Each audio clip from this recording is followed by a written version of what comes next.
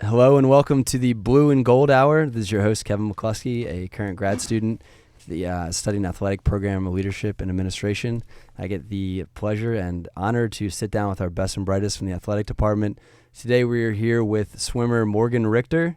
Hello. Thank you very much for having us. Thank you for being here, and Coach Tom Till. Kevin, thanks for having us here. All right, so Morgan is very exciting. Morgan is a senior. He's in his last semester. As a tear comes down my eye. And for the fourth straight year, the 200 butterfly has been a big event for you. And for the fourth straight year, you won that event at Landmarks. Yes, sir. But this year was a little bit special for you. Yes, very much so. And this year you qualified for the NCAAs. So congratulations on that. Thank you very much. So they set the bar, the NCAA set the bar this year as 150 for the event, 150 and some change. Yes, sir. And you qualified with a 149.74, which is excellent. And that will lead you down to Greensboro, I guess, on March 16th. Yes, sir. Okay, so before we get right into the NCAAs, let's take it back and let's talk about you growing up a little bit, how you got into swimming and where you're from. So I'm from Cleburne, Texas. It's a smaller town outside of Dallas-Fort Worth. My mother was one of 15, and whenever she was growing up, they didn't have a lot of money, so it was kind of like a family thing to swim, which correlated over to us whenever we started growing up. It was definitely everyone swam together, my dad, my mom, and the children. And then as we grew up, we got really close with our coach, Jim. He's a great guy, and so as we got to high school, Colin and I decided to drop our soccer and tennis and stick with swimming, and then we stuck with it through college, which we greatly appreciate. Right, and Colin is your twin brother who's been sir. at Goucher all 4 years also. Yes, sir. And Colin, and you said his events, I know they're a little bit different than yours. What does he swim? He swims this year he swam the 200 back, the 100 breast, and the 200 IM. He is definitely an expert when it comes to the IM, the backstroke, and now the breaststroke. That's just a recent pickup from him. He dropped a 57.7, which is very good. Very nice time when it comes to 100 breaststroke. Okay. And at what point in growing up did you kind of decide that butterfly was gonna be a big stroke for you, and you kind of separate those? I can actually remember the first time I ever swam butterfly at a meet. It was a 50 butterfly, and at that meet I swam a 50 butterfly and a 50 breaststroke. And the day before, when Jim told me I was going to swim these, I cried in his car for at least an hour, begging him not to put me in butterfly because I hated it more than anything in the world. And then obviously he just saw potential in that 50 that I dreaded. And he just had me do drills and just work it up until I had the strength to swim 100. And then we worked it up until I had a strength to swim a solid 200. That's an awesome story. That's kind of like overcoming your biggest fear as a kid. Every time I see him, I'm like, you remember that I really hated butterfly? And goes, yeah, I remember that. Don't worry. Yeah, and that one day where Jim's like, I think it'd be good for you. Yeah. If you could have just had this vision of like right now, it will be very good. He just knew I would. There's no way I was ever going to make it in breaststroke, so it's definitely not my best. So he's like, we'll stick you in butterfly. Whatever it takes, that works. And Coach Tom Till, you swam at College of New Jersey. That's right. Yeah, I was a backstroker and a sprint freestyler. I picked up butterfly later in my senior year, but nowhere to the level that Morgan was. And how did you kind of decide which strokes were, the best for you? It was just one of those things. When I started swimming when I was late, and I was a sophomore in high school, and so for me, a lot of my friends were swimming, and I just decided, I might as well be with where my friends are. It was a good group. It was a good kind of family unit as far as a team goes, and so that was kind of nice. I picked the strokes that I could do. I started out with freestyle. I eventually said, okay, well, you got to pick up a second stroke or have another event. And so you just flipped it over. Turned it over on my backwards, back. I guess. Yeah, I'm getting pretty good at it. Breaststroke was not a good third stroke for me, so butterfly in my senior year of college was one of those, not a bad event for me. Is it kind of a standard that each swimmer has 2 strokes or 3 strokes that they have do? We have them pick 3 events at the championship, and so I'll say that there's a primary, there may be a secondary. There's usually a third event for them, but it may not be very close to those first or second events as far as a passion or even just the ability that they might have. Okay, so it's more of just like you have to compete in 3. So you Might as well throw one in there. Like we had Sam Davis, who is an amazing sprint freestyler. He is just tears up the pool in a 50. He does really, really well in the 100, but then he swam the 100 butterfly, and I love him to death, but his butterfly is not the prettiest one in the world, but he can power through that 100 without a doubt. That's awesome. That's awesome. So if a swimmer, so say a high school student is looking at Goucher and they have one stroke that they really love, and they come here, how do they kind of find another stroke or even 2 more to? We kind of put them in charge of what it is that they want to do. A lot of times, they take the onus or the responsibility of what they train is on them. So if they need a little more rest on a set, we tell them, all right, you go on the slower interval, or, if you want to attack it and just get it so that you're, not getting much rest or you're barely just making the interval. You got people who like to train that way. And so they're kind of responsible for how they're going to go and, to certain lanes if they want to practice certain strokes, or if they're looking to train distance versus mid-distance versus sprint. They go to where they need to go. And, right now we're kind of focusing a little bit more on sprint based, just because with nationals, his 100 and 200 are clearly gearing him towards just faster races and work out those little things like his breakouts, his underwaters, and really kind of fine tune those before he gets going into his 100 and 200 fly. And speaking of, so now we're 12 days out from the competition. I'm not saying that to like make you nervous. That's great. 12 days, okay. That doesn't really mean anything. But really, for what you're doing in training, so are you saying that now you're kind of really focused on just technical things? Yeah. Whenever you get closer to the big meet, we have this thing as swimmers. I think runners do it as well. It's called taper. Tapering, yes, absolutely. Wherever you like slowly diminish the amount of yards we do, but it's a lot higher intensity and higher focus. So we'll do maybe 2/3 or half of the yards that we do in a regular practice, but it's a lot of sprint and it's a lot of thinking about each aspect of the race, like focusing on your start or focusing on your turns or focusing on your underwaters. Okay. And since the season is, over for the other swimmers, is anyone else out there with you? Is Colin out there?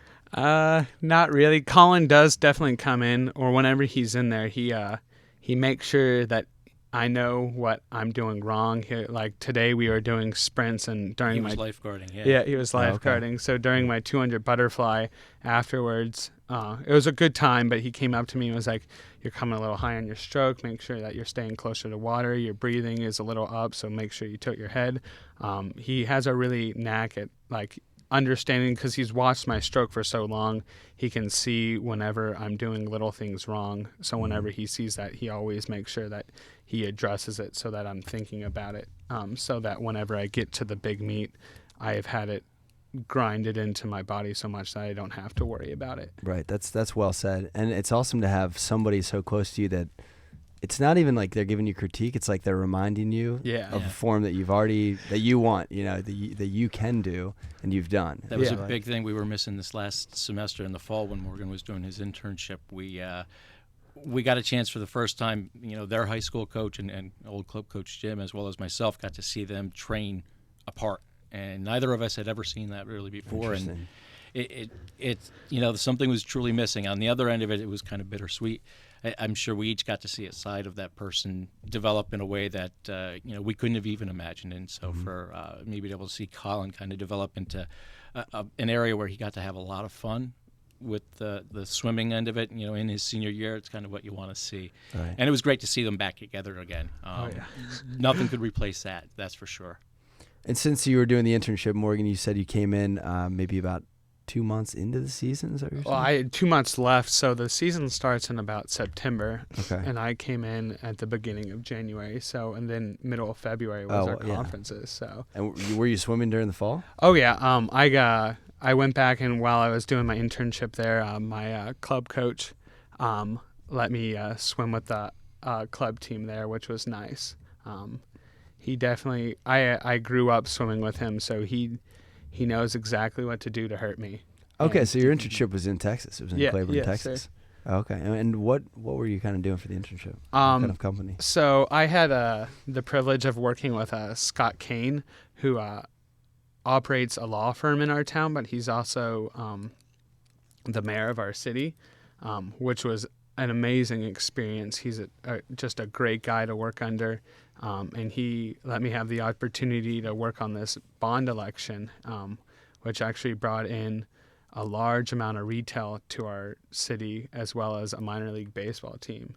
So I had a great chance to watch my city grow in a very big way this last semester. And that minor league baseball team just began kind of in the last year. We had it in like the early 1900s, okay, 1910s and 1920s, but then it kind of disappeared. And Scott Kane definitely has a love for baseball and just a love for Cleburne in general. So he went out there and he got this proposition together for us to bring in this retail and a new baseball team for us to have some entertainment in our town. So that bond election was in November. So a lot of my internship was focused around getting the word out and getting people educated on what they were voting for. Now, was Cleburne a stop on the railroad? Was that kind of why it was founded, or was it? It was actually the Santa Fe hub in the area. So that was the big location where a lot of Santa Fe did their work. So that's really what grew the city to the size that it is today. Gotcha. Okay, great. Well, I mean, to have somebody that's motivated and wants to bring new life to the city is everything. Yeah. It's fantastic to see the change that's happened in the last couple of years under his leadership, and we're excited to see where he takes us later on. Well, that's great. So that's law, and you did your internship in law, and you said that you are a history major at Goucher, right? Yes, sir. Now, how do history and law kind of how do they work together?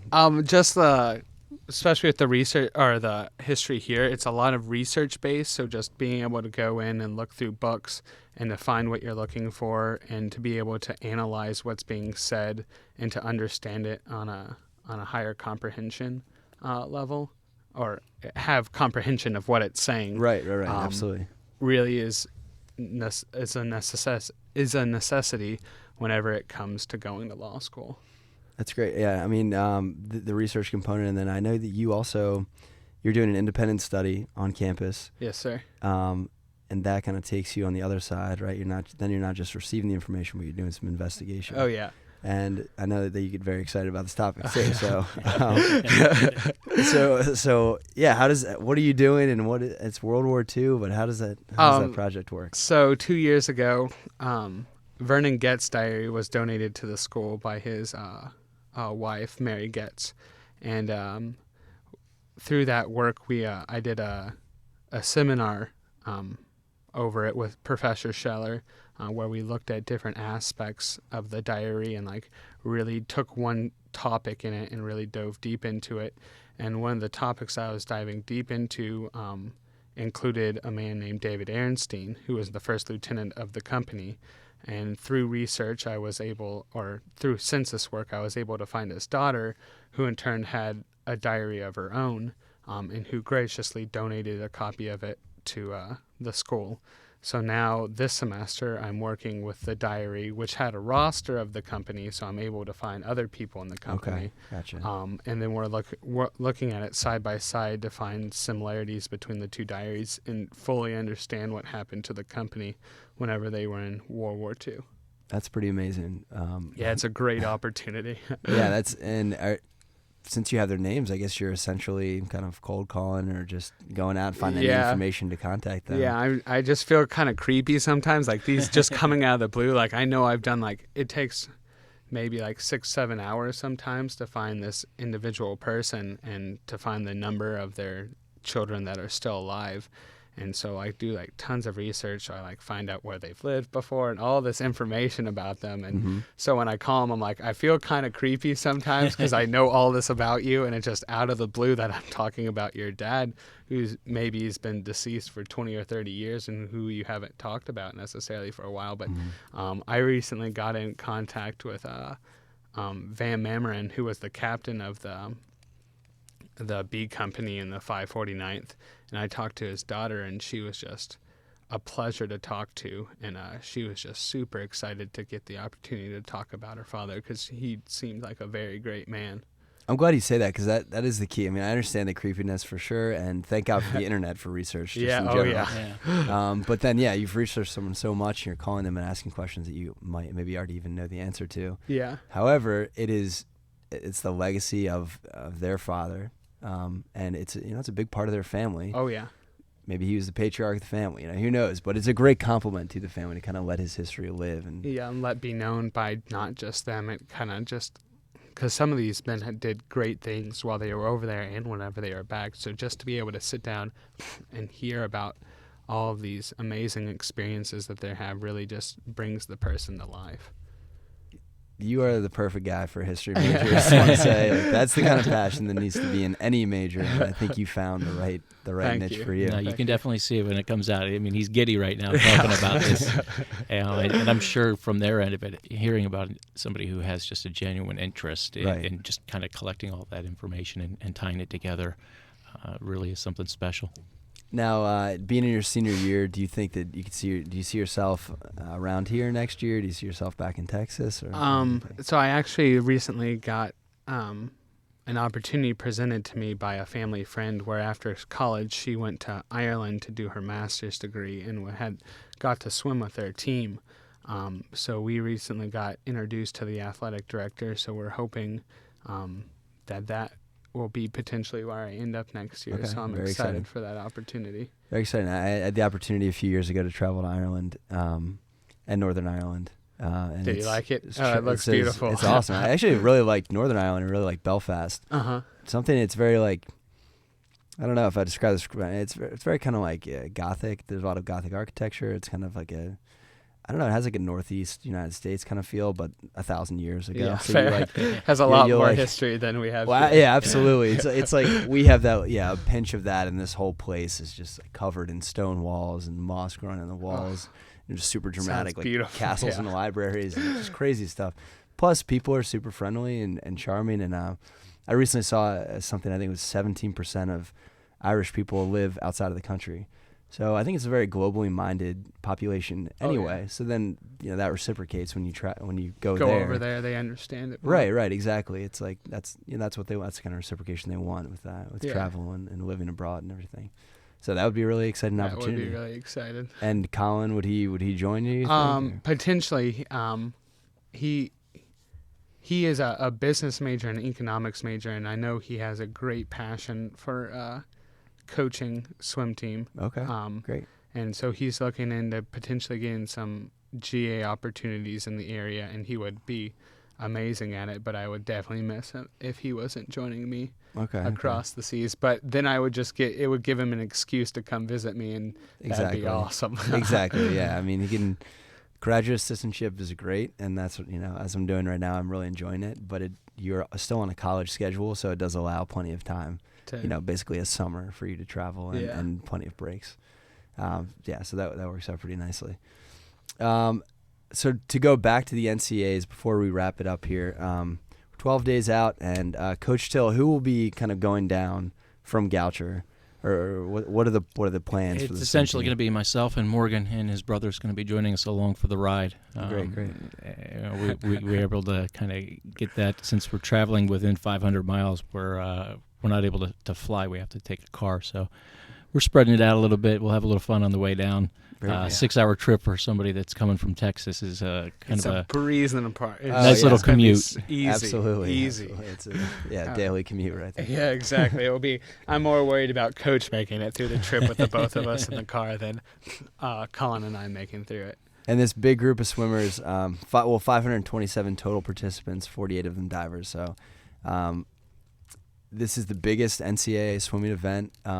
They've set up accommodations. Go ahead. Yeah, out of all three divisions, this is the one that it's combined and has the most student athletes. So the Division III really puts a lot of the student athlete at the forefront with this. The championships, it's really neat. I've seen in the past where we have a banquet dinner the night before competition gets started, and they say all the head coaches that receive Coach of the Year honors stand up, and you see about half the room stand up, and then they say, how many of you were swimmer of the meet? And you see about half the room stand up, and so you see yourself amongst the best of the best, and so it's nice to kind of see that displayed in a way that they can do it here. They do a really good job, and they give a lot back to the student athlete for that whole experience and how enriching it can be. I think it's really important in a sport, especially like swimming or running, or a sport that is very independent at times, and maybe even, I don't know, now as we talked about, your team is done, but you're still practicing. It can be even like a little bit isolating to bring the whole community together, recognize it, and bond over it. Bond over something that you've all been working toward. That's really exciting, and what an event! So that's a 3-day event, right? Technically, it's 4. 4-day event. 4-day Okay. event, yeah. I guess the first day is kind of settling in the banquet, and then 3 days of competition. It's actually 4 days. We're going to be gone 4 from days Monday competition. until Sunday. It was going to be our last day coming back, and actually the College Swim Coaches Association, since this is an Olympic year, will be having that Sunday an opportunity to do a long course time trial. And looking at Morgan and his brother being able to swim a long course event and get a time for that, which could potentially get them into the Olympic trials event. Okay, That would be extra nice. opportunity. Yeah, exactly. Yeah, very exciting. Will then some of the Olympic swimmers be at this event, or coaches, or I don't. At the time trial, Potentially? no, but at the Olympic trials, that's where you're yeah. going to see the best of the best kind of coming together. Wow. Being that we are in Towson, does Michael Phelps have like a big name around here? Because he went to Towson High School, I think believe, in the right? swimming world, he has a Yeah, big name. you know Does about he have it. like a certain natatorium in his name, or like a training center? Or You know, something? the NBAC is a group that trains out of Goucher's Pool as well. They have their home site or home base essentially is Meadowbrook, which is down off of Falls Road. That's where Michael Phelps grew up. That's where he's essentially his home is. So while he's training at Arizona this year in the Olympic year, That's right. our understandings are he'll probably come back. His mom's here, his family's here, and I don't know about everything else that's going on in his life, but I would imagine he'd probably want to get back to home. And this will, I believe, be his last Olympic. We keep most thinking likely. that. I don't Olympic know. run. He looks younger every time I see him, too. exactly. So yeah, he's a good model. Good guy to kind of look up to, and it's cool that it's local. I don't know. It's kind of adds to the whole swimming environment of Baltimore, of Towson, thing like that. Well, great. I just want to thank both of you very much and wish you luck, Morgan. Thank you very much. At the competition, I think it's a really excellent opportunity for you. Definitely soak it in as much as you can, and I'm sure that everyone is saying that to you. Yes, sir. But either way, hey, one more person, I'll say it to you too. And thank you. Kevin, thank you very much. But Thank you for having Coach us. Still, thank you very much.